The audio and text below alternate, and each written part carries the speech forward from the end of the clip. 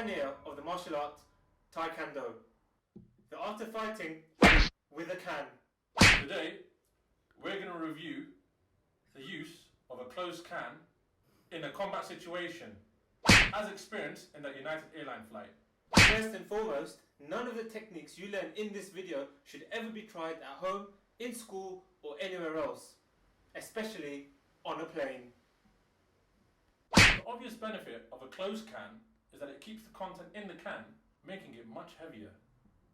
Unlike an opened can, where the contents can slip out when you're trying to punch with it, which results in fluctuating weight. This can cause you to miss your target. A closed can is aerodynamically a lot more superior, especially when you fight a fighter with a long range, because you can throw it at their face. A headlock is a very common position that you might find yourself in a combat situation. Having a closed can is very beneficial in this situation. Now, be mindful, this is a very technical maneuver. So the idea is you shake the can vigorously, and in the direction of his face, you open the can, blinding him. Once you have rendered him blind, you can then tear off the ring pull and tickle him under the armpit. Thank you for watching lessons in Taekwondo. Stay fizzy. Assalamu alaikum, brothers and sisters. Today at Knockout News, we're going to be discussing the event that happened in America with a sister on a United Airlines plane. So a sister on a United Airlines plane asked for a can of Diet Coke, and the air stewardess gave her the can opened. The sister then asked the stewardess, I want a can of Coke, which is Unopened. Due to hygienic reasons, as you would do. Naturally. The stewardess, in response, said that it's against company policy to give unopened cans to passengers. However, when the sister complained about this, she was given a very harsh response of, oh, that means no more Diet Coke for you then. It was a complete fob off. You can't have a can of Diet Coke because you might use it as a weapon. So no more Diet Coke for you then. Damn! Like she was a little child.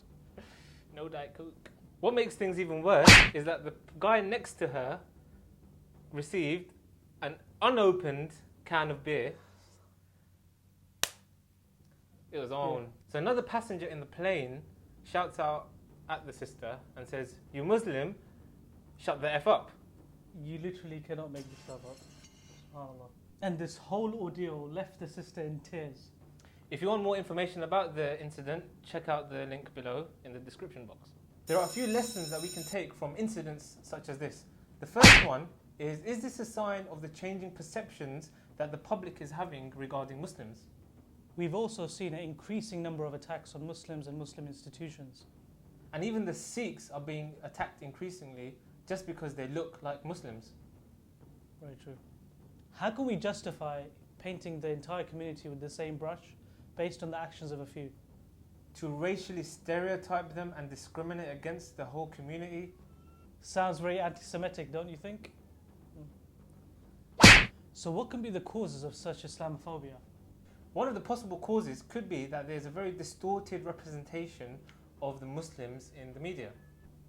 You either have hate speeches or people on the complete opposite side of the spectrum who are complete apologists, who want to apologize for every Muslim who's done anything wrong ever.